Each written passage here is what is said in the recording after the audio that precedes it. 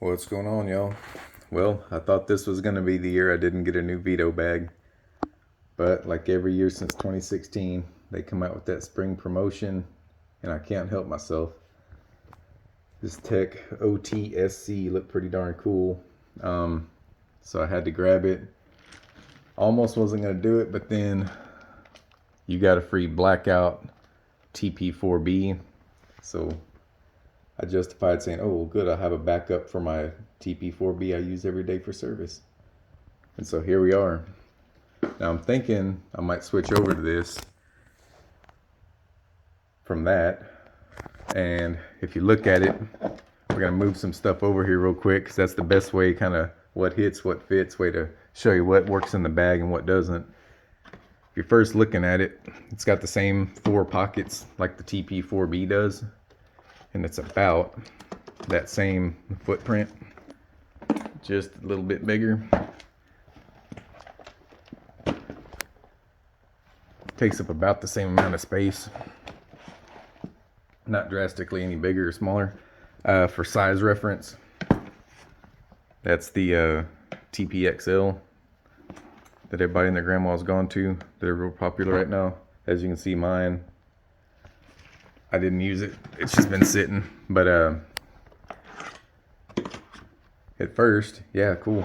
So we're, the exact same screwdriver configuration. Pockets are real similar. I can put a little bit extension there. And this has like the OTLC, OTMC, I think the regular and tech versions of those. It has this box that slides out, the little rubber waterproof deal in there for putting whatever you want in there, I guess. So that's kind of cool. I don't know if I'm going to use it, just pull everything out of here. It has a divider. If you take that divider out, I found my stub gauges fit perfectly good in there. They fit nicely, don't rattle. It's pretty sweet. Meter, a field piece meter. I have the SC480. It'll fit right in there, even with the leads. Fits in there nicely, snug. Doesn't bounce around too bad. It'll also fit over here in this expandable pocket. So they did a pretty good job over here. These are more set up. You can put a couple of Klein all-purpose pliers that I love so much. They go in there. Just Klein crimpers.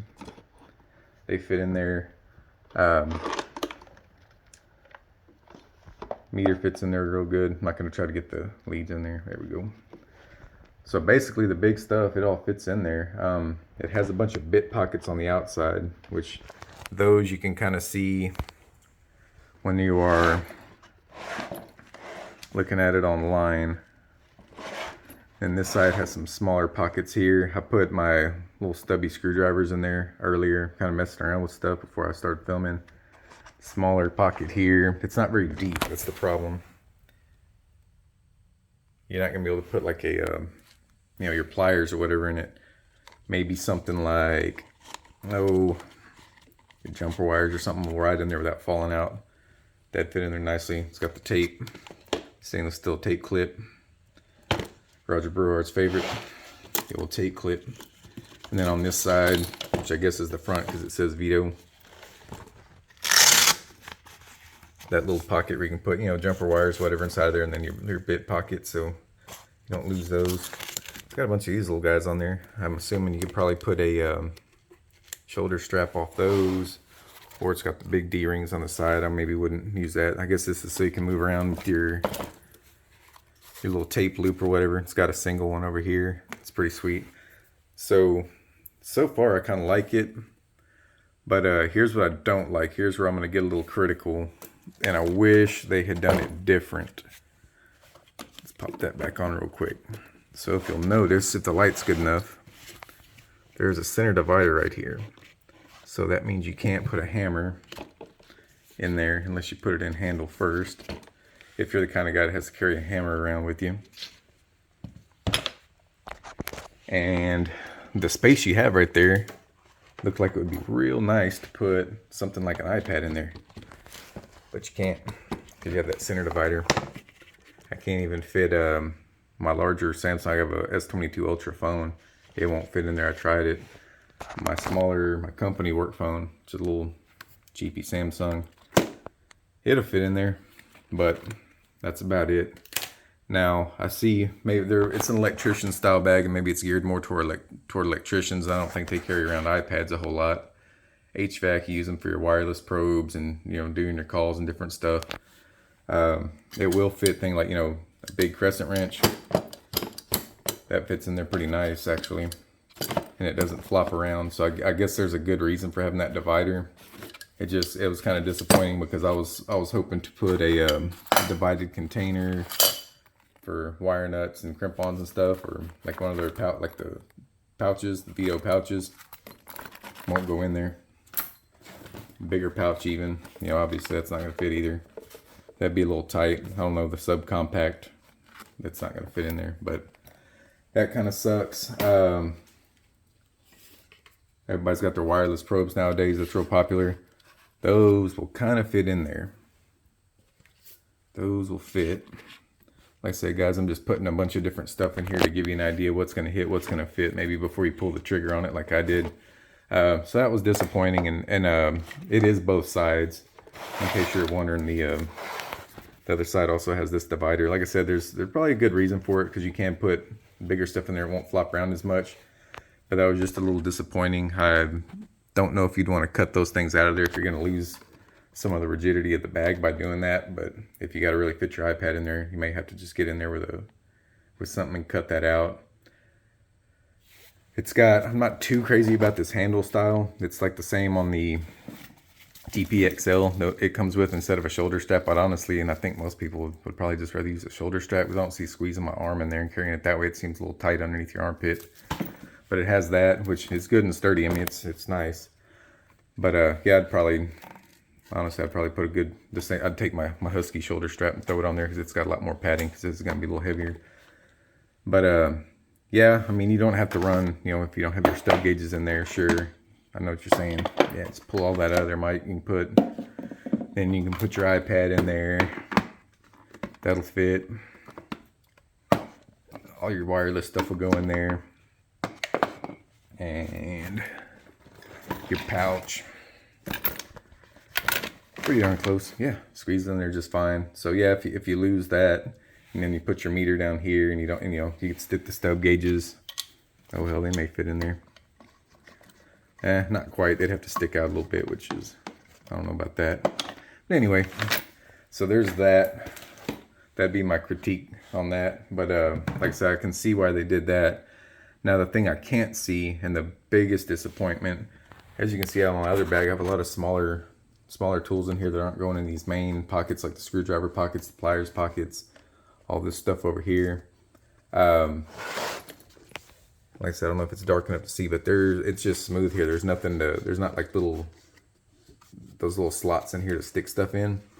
And if you go on the big bag, the TPXXL, or the OTXXL, my OTXXL, you can see where I have things like my duck knife, jab saw, another duck knife, strippers, some other pliers. They're in these little pockets on the sides.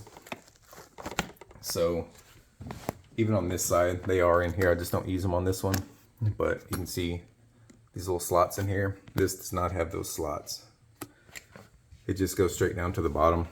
That's kind of a deal breaker, because I was planning on putting stuff like my favorite, the Knipex 8701-150 small channel lock style pliers in there, my little crescent, my wide mouth 6-inch crescent, you know, for doing expansion valves and stuff. I was planning on sliding that in there, and small thermostat screwdriver. You can also spin your fan blades to see if they're sticking, you know, little stuff like that. Mirror, magnetic pickup tool. So my option there, the best I could find, is that's all gonna have to just kind of go loose in here, like stuff I don't use as much, like wrenches. Again, this could have gone, if it had those little slots to stick in there, those little pockets just inside there, that they don't get in the way. If you want to put bigger stuff, you can put them in there, but that stuff's all gonna have to go like loose, maybe in this elastic pocket. And this guy for getting those 7/16 nuts off the condensing fan motors on carriers and some of the other brands. I mean, I could put all that stuff loose in there, but I kind of hate doing that because I like to be able to get stuff out with one hand. That's why I didn't like the TPXL. Why I really do like this, other than being tippy. Now, that is one thing I'll give. If like NorCal Dave and some of the other people have pointed out, this bag, tippy. TPXL, aka Tippins. Shout out to NorCal Dave. This son of a bitch right here is sturdy, especially once it's loaded down. Definitely not going to go that way, but yeah, I mean, it'd pretty much take a hurricane to tip that thing over. You're not. It's maybe only tippy this way not so much. That sucker's pretty stout, so if having a tippy bag is driving you nuts, this may be the way to go. Just be aware of kind of how the pockets are. Like I said, that's my big complaints. That divided thing that won't let you put anything in there unless you cut it out, and kind of, you're gonna void your warranty then, right? But like bigger, like my Knipex pliers, big boys.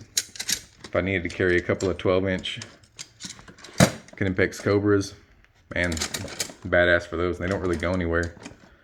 I see, like I said, I see why they did it, and I can live with that. I'm just real disappointed about those little guys down there not having any kind of slot there. So that's just gonna be open space, I guess, in this bag. Or I can put my stub gauges in there. Basically, I'm gonna play around with this thing and see how I like it. I will leave this kind of loaded out, and I'm gonna start running it tomorrow morning, and then have a week with it, because I don't plan on selling this thing, putting it on eBay or anything. If anybody's gonna ask, if you don't like it, sell it, Mike. But yeah, hopefully this wasn't too long of a video. And if you're thinking about getting it, hopefully this was helpful, kind of showing you what the pocket layout is compared to my go-to, the TP4. Like I said, that's kind of your size comparison. But it's definitely a lot less tippy than this. If that's really one of those things that's driving you nuts, that'd be my review. Roger Brewer, Veto guys, if y'all see this, feel free, when bags come out in the future, send them to me to test. I'll be glad to give you my notes. At least from an HVAC perspective, I can probably help you out some. I've had this TPX, or I keep calling it the TP, the OTXXL.